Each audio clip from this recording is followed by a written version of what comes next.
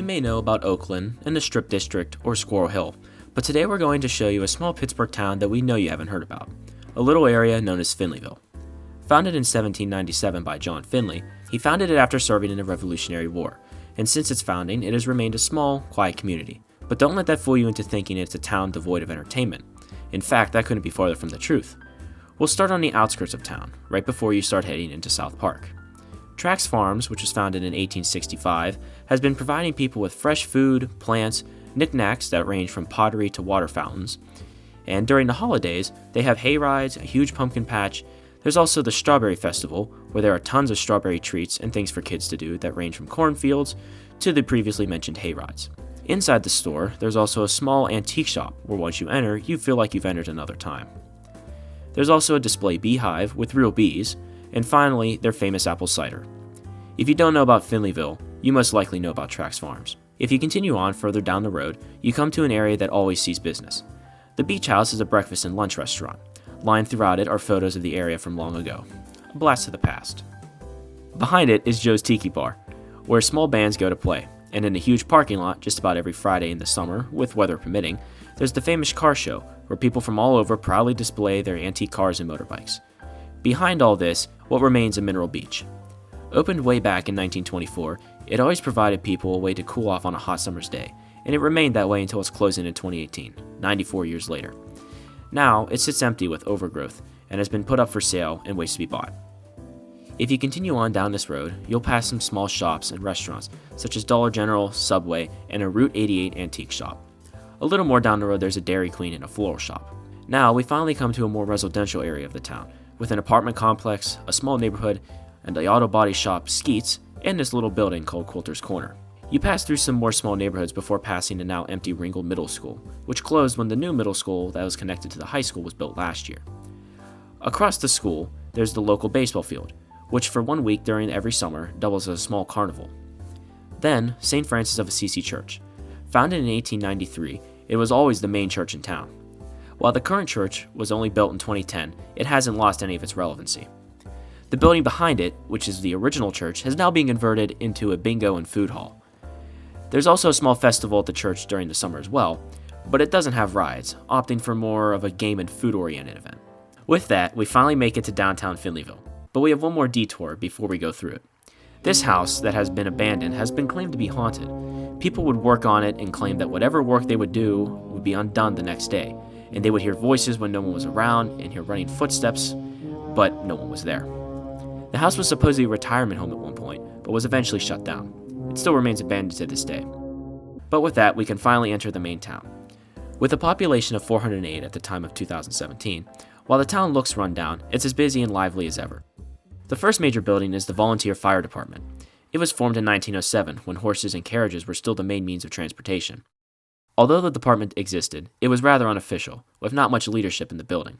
But when a devastating fire broke out in 1923 that burnt down buildings owned by the Pittsburgh Coal Company, the small town met and officially formed the fire department. Continuing along the main stretch of downtown Finley, you'll see a ton of small shops, ranging from hardware, auto body, even with this old-style gas station building next to it. Obviously it doesn't sell gas anymore, but the memory of it still exists. There's also a hair salon, a bridal store, and an arts and crafts shop. Right next to the craft shop is this structure, the Borough of Finleyville.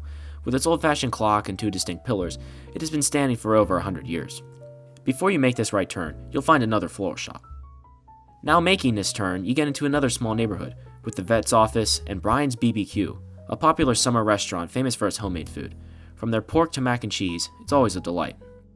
There's also the town community center and its memorial to the town's veterans. Getting back onto the main road, we come to the tattoo parlor Studio 88 and the bar Roy's by the Tracks, which is literally right by the tracks.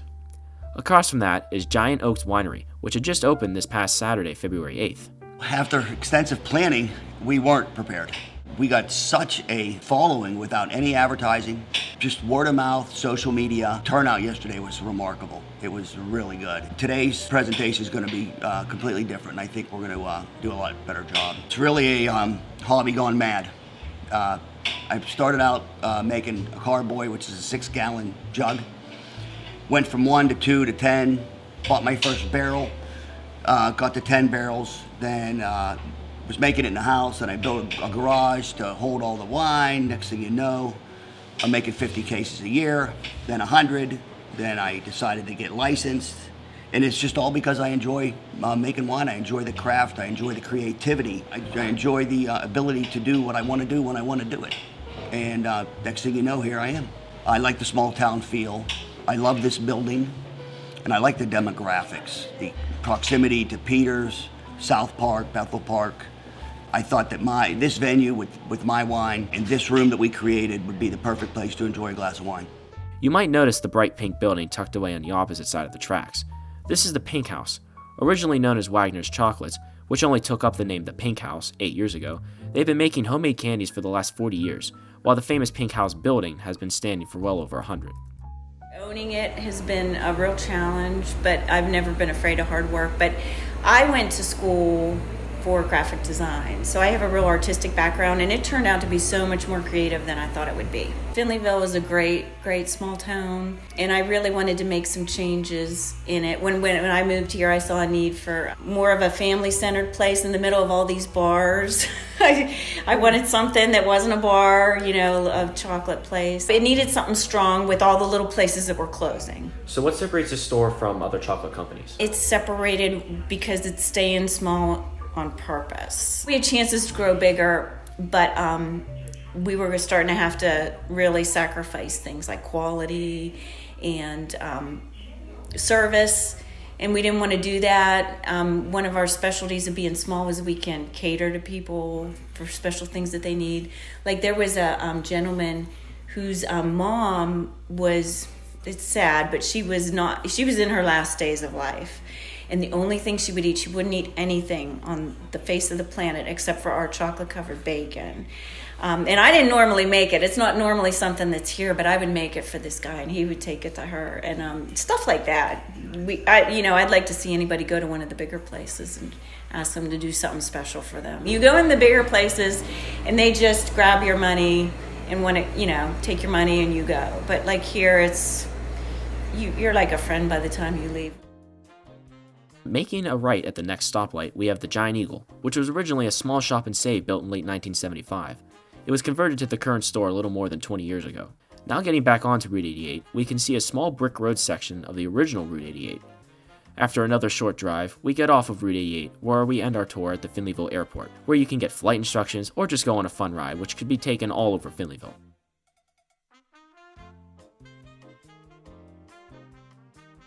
Finleyville is a town full of rich history, that history being a fun and calming little town for all people who enter. 223 years later, it's still going strong.